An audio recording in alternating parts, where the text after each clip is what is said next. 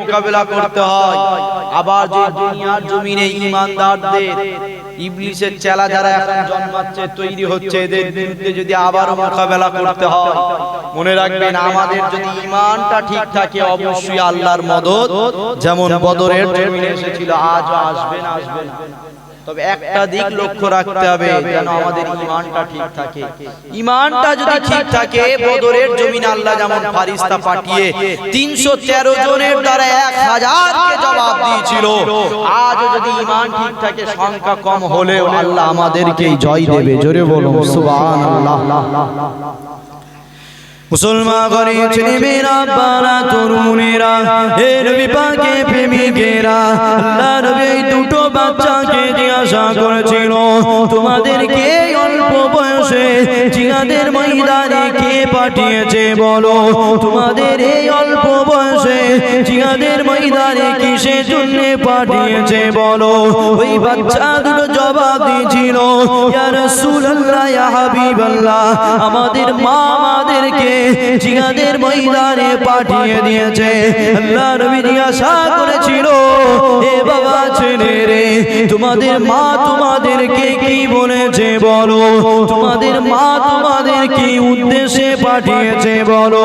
ওই বাচ্চা দুটো জবাব দিয়েছিল, ইয়া রাসূলুল্লাহ, ইয়া হাবিবাল্লাহ, আমাদের মা আমাদেরকে শিখিয়ে দিয়েছে, আমাদের মা আমাদেরকে বলে দিয়েছে বদরে জমিনে ইসলামের দিকে সংখ্যা কম রয়েছে, এজন্য আল্লাহ নবী সাহাবারা যখনই জিহাদ করা শুরু করে দেবে, যখনই বদরের জমিনে যুদ্ধ শুরু হয়ে যাবে, সাহাবা হুজুররা ব্যস্ত হয়ে যাবে, সাহাবা হুজুররা তরোয়াল নিয়ে বেরিয়ে যাবে, শত্রুদের মোকাবেলায় ব্যস্ত হয়ে যাবে।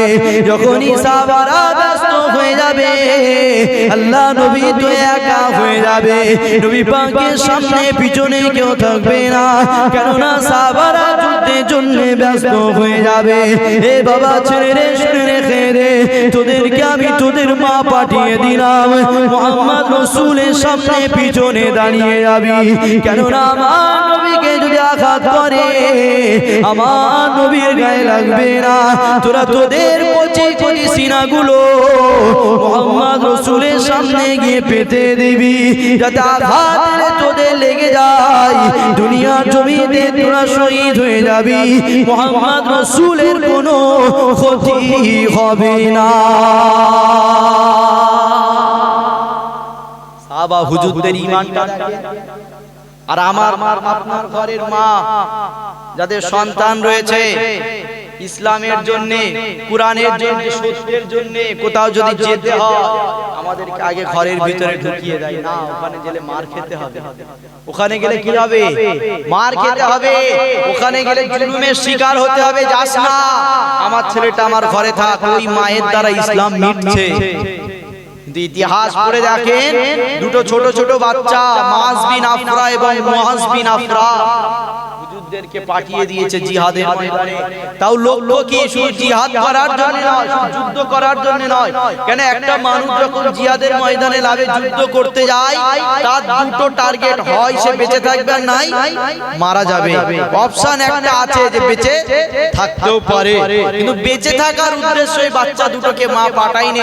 ওই বাচ্চা দুটোকে মা পাঠিয়েছে রাসূলের গাইডম্যান হিসাবে, যে রাসূলকে যদি কেউ আঘাত করতে চায়, তোরা তোদের কচি কচি সিনাগুলো পেতে দিবি, রাসূলের যেন আঘাত না লেগে যায়। জোরে বলুন সুবহানাল্লাহ।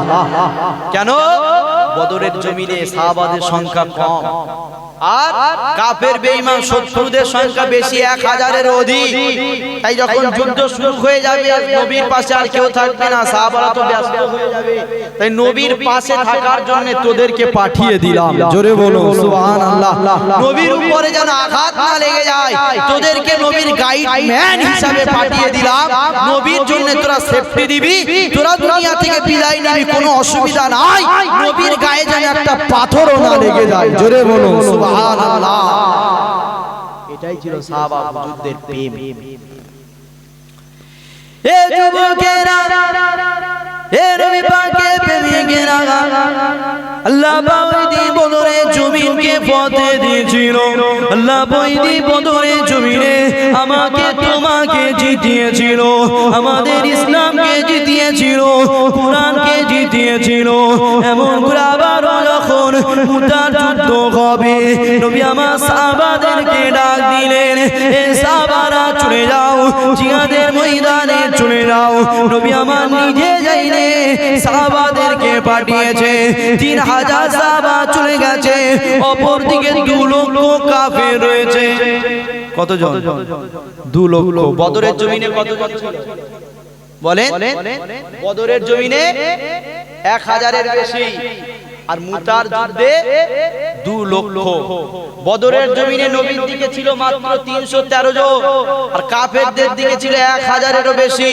আর মুতার যুদ্ধ হবে, নবীর দিকে রয়েছে 3000, আর কাফেরদের দিকে 2 লক্ষ। কখনো পারে 2 লক্ষ পারবে? 3000 কখনো 2 লক্ষ সময় পেরে উঠতে পারে? যদি 2 লক্ষ কোনো অস্ত্র ছাড়াই আসে, তাই 3000 কে জব্দ করে দেবে। এটাই তো যুক্তি বলে, এটাই তো বিবেক বলে, বুদ্ধি তো এটাই বলে যে 2 লক্ষ মানুষ যদি তরোয়াল ছাড়া, অস্ত্র ছাড়া এই 3000 মানুষের কাছে আসে, 3000 মানুষকে আর খুঁজে পাওয়া যাবে না। কিন্তু ওই দিন আল্লাহ আমাদেরকে জয় দিয়েছিল। জোরে বলুন সুবহানাল্লাহ। কি করে? শুধুমাত্র ঈমানই পাওয়ার, অন্য কোনো পাওয়ার নয়। কেন? ইসলাম তরোয়ালের জোরে আসে না, ইসলাম হুমকিতে আসে না, ইসলাম জোর দেখি আসে না। ইসলাম এসেছে শুধু মুহাম্মদ রাসূলের মহব্বতে। জোরে বলুন সুবহানাল্লাহ। সাহাবা হুজুর নবীকে প্রেম করেছে, মহব্বত করেছে, তাই সাহাবাদের তাজা তাজা কলিজা সিনাগুলো নবীর কদমে কুরবান করে দিয়েছে। তাদের ওই কলিজা সিনাগুলো নবীর কদমে দেওয়ার জন্য আজকে ইসলাম আমার তোমার কাছে চলে এসেছে। জোরে বলুন সুবহানাল্লাহ। অন্য কোনো কারণ নয়, নবীর প্রেমে জান কুরবান করেছে, আর তাদের জান কুরবান করাটা ইসলামের সাফল্য হয়েছে। জোরে বলুন সুবহানাল্লাহ।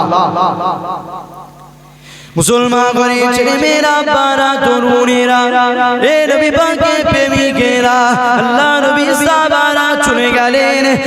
একদিকে 2 লক্ষ, অপরদিকে 3000 সাহাবারা দাঁড়িয়ে আছে।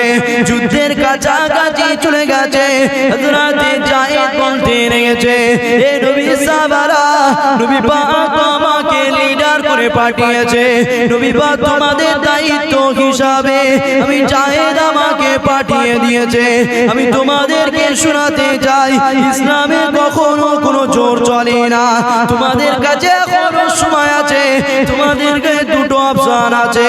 হয় তোমরা এখানে চলে যেতে পারো, আর না হয় মুহাম্মদ রাসূলের কদমে জান দিতে পারো। তোমাদের নিজের দায়িত্ব, তোমরা কোনটা করবে ভেবে দেখো। তবে মনে রেখে দিও, আমি যায়েদ কিন্তু এখানে যাব না। আমি যায়েদ এসেছি মুহাম্মদ রাসূলের কদমে জানটা দিয়ে দেব। হযরতে যায়েদ আমার পিছনে দিয়ে তাকিয়ে দেখে, কোন সাহাবা পিছনে চলে যায়নি। 3000 সাহাবারাই দাঁড়িয়ে আছে। 3000 সাহাবা বলতে লেগেছে, ও ভাই যায়েদ, আপনি যখন আল্লাহ নবীর সাহাবা, আপনি যেমন নবীর প্রেমিক জানকে কুরবান করতে পারবেন, আমরাও তো নবীর সাহাবা, আমরাও আমাদের নবীর প্রেমে আমাদের জানগুলোকে কুরবান করে দেব।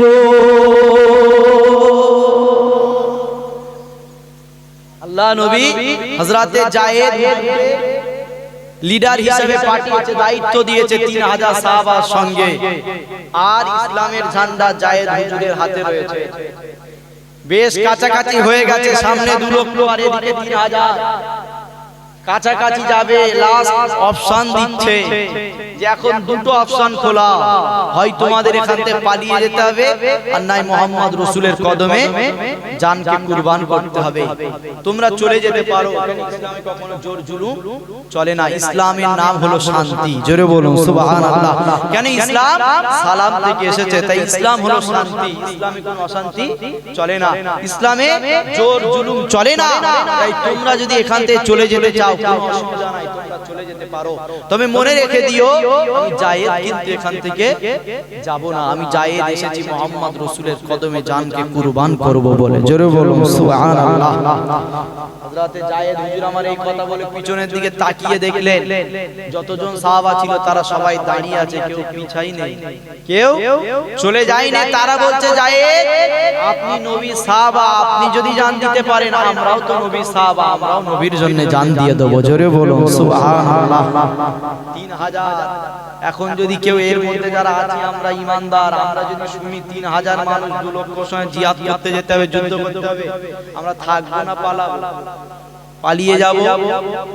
সাহাবা হুজুরদের ঈমান দেখেন, বলছে আপনি যদি নবীর কদমে জান দিতে পারেন আমরাও দিতে পারবো। জোরে বলুন সুবহানাল্লাহ।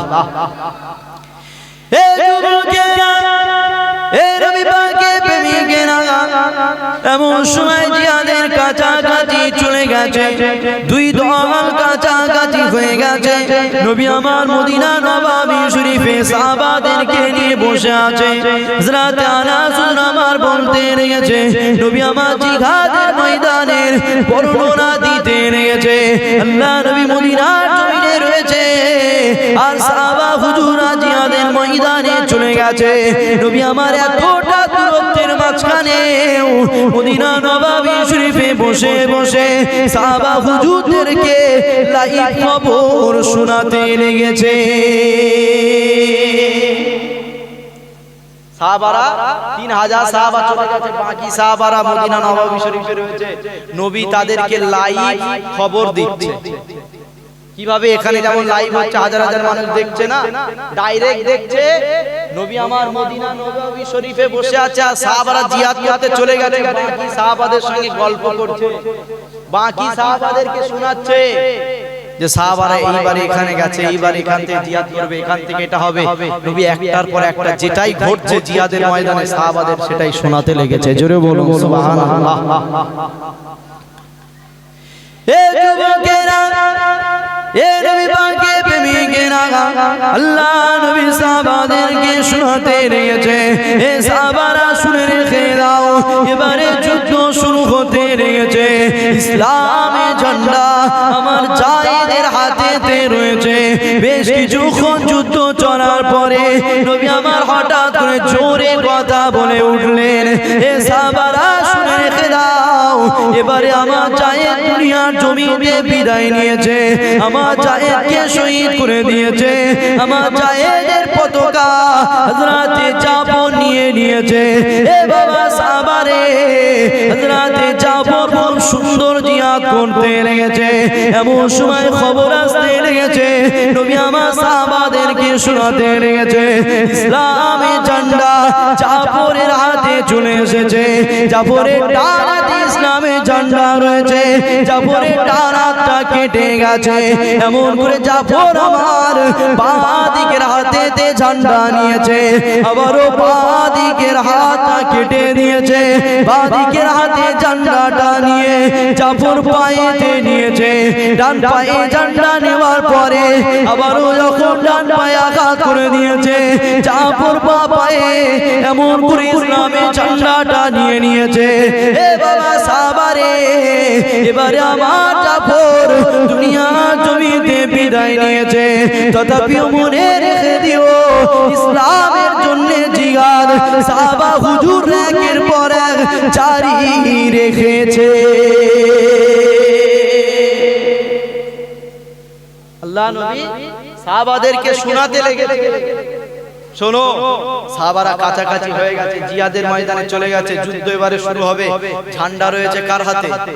হযরতে জায়েদ, হযরতে জায়েদ হুজুরের হাতে ঝান্ডা রয়েছে। নবী আমার বলতে জায়েদ এবারে যুদ্ধ করতে করতে নবী আমার একটু চিৎকার দিয়ে উঠলেন, এ সাহাবারা আমার জায়েদকে শহীদ করে দিয়েছে। যুদ্ধ কিন্তু বন্ধ নয়। এবারে ঝান্ডা কার হাতে চলে গেছে? জাফর হুজুরের কাছে চলে গেছে। আমার জাফর সুন্দর জিহাদ করছে। নবী বলছে জাফরের ডান হাতে ঝান্ডা রয়েছে, ডান হাতটা কেটে গেছে, বাঁ হাতে ঝান্ডা নিয়েছে, বাঁ হাতটা কেটে গেছে, ডান পায়ে ঝান্ডা নিয়েছে, ডান পায়ে আঘাত করে দিয়েছে, বাঁ পায়ে ঝান্ডা নিয়েছে। জাফর শহীদ হয়ে গেছে। তখন ইসলামের যুদ্ধ শেষ হয়নি। জোরে বলুন সুবহানাল্লাহ। তখন সাহাবারা যুদ্ধ চালিয়ে গেছে। আর একজন সাহাবা ঝান্ডা নিয়ে নিয়েছে, সেও শহীদ হয়ে গেছে। সর্বশেষ আল্লাহর নবী বলছে খালিদ বিন ওয়ালিদ ঝান্ডা নিয়ে নিয়েছে। জোরে বলুন সুবহানাল্লাহ। আর যখনই খালিদ বিন ওয়ালিদের কাছে ঝান্ডা চলে গেছে, বেশ কিছুক্ষণ যুদ্ধ হচ্ছে, নবী আমার চুপ করে আছে, সাহাবারা মদিনা নববী শরীফে চুপ করে আছে। হঠাৎ করে নবী আমার খুশ খবর বলে চিল্লে উঠলেন, এ সাহাবারা শোনো, আল্লাহ পাক খালিদ বিন ওয়ালিদের নেতৃত্বে আজকে এই মুতার যুদ্ধকে ফতেহ করে দিয়েছে। জোরে বলুন সুবহানাল্লাহ। খালিদ বিন ওয়ালিদের নেতৃত্বে আল্লাহ আজকে ইসলামের বিজয় দান করে দিয়েছে। জোরে বলুন সুবহানাল্লাহ। তাহলে সংখ্যা কতজন ছিল? সংখ্যা কতজন? 3000। আর অপরদিকে শত্রুদের 2 লক্ষ। কে হেরেছে? 2 লক্ষ হেরেছে না 3000? 2 লক্ষ হেরেছে। কিসের জোরে? শুধুমাত্র ঈমানই জোরে। আর ঈমানটা কি? সেটা হলো মুহাম্মদ রাসূলের প্রেম। জোরে বলুন সুবহানাল্লাহ। তাহলে মুহাম্মদ রাসূলের প্রেমে যদি কেউ ঘাটতি রাখে, তার ঈমান পরিপূর্ণ হলো। কি করতে হবে? সর্বপ্রথম মুহাম্মদ রাসূলকে জান মাল সবকিছুর থেকে বেশি প্রেম করতে হবে, যেটা সাহাবা হুজুররা করেছিল। কিন্তু দুঃখের বিষয়, আজকে তো সেই নবীকে আমরা মরা মানি, সেই নবীকে পচা মানি, সেই নবী শাফাআত করতে পারবে না বলি, সেই নবী হায়াতুন নবী না বলি, সেই নবীর মিরাজুন নবীকে আমরা অস্বীকার করি। একদল করছে না, করে না। এই সমস্ত দিক থেকে দূরে থাকবেন। কেন? আমলটা পরে, নামাজ রোজা হজ যাকাত এগুলো পরে। আগে প্রথম আকীদাটাকে ঠিক করতে হবে। কি ঠিক করতে হবে? আগে আকীদা ঠিক করতে হবে।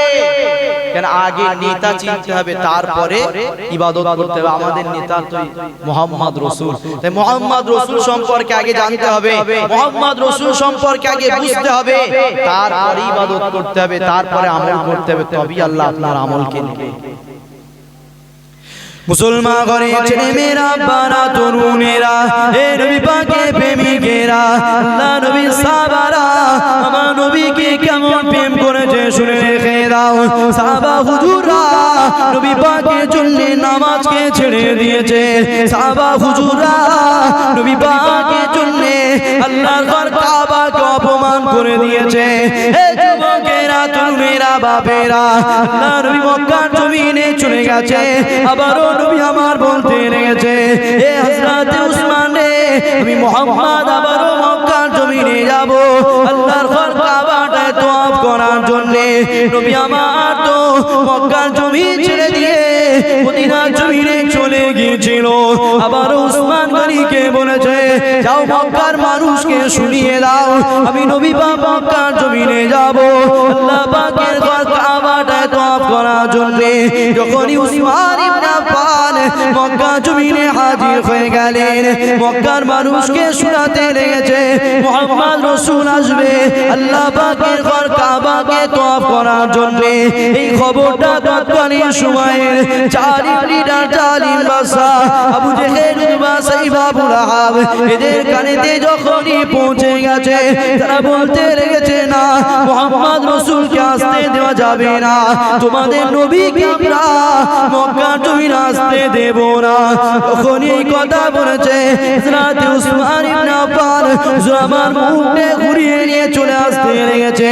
পিছন দিক দিয়ে আওয়াজ দিয়ে বলতে লেগেছে, হে উসমান রে, তুমি যখন এসেই পড়েছো তোমাদের কাবাটা তওয়াফ করে যাও, তুমি যখন এসেই পড়েছো তোমরা যে আল্লাহ বলো সে আল্লাহর ঘরে তওয়াফ করে যাও। হযরত উসমান ইবনে আফফান জবাব দিয়েছিল যে কাবা রাসূলের তওয়াফ করার পারমিশন নাই, এই কাবাকে আমি উসমান আমিও তওয়াফ করব না।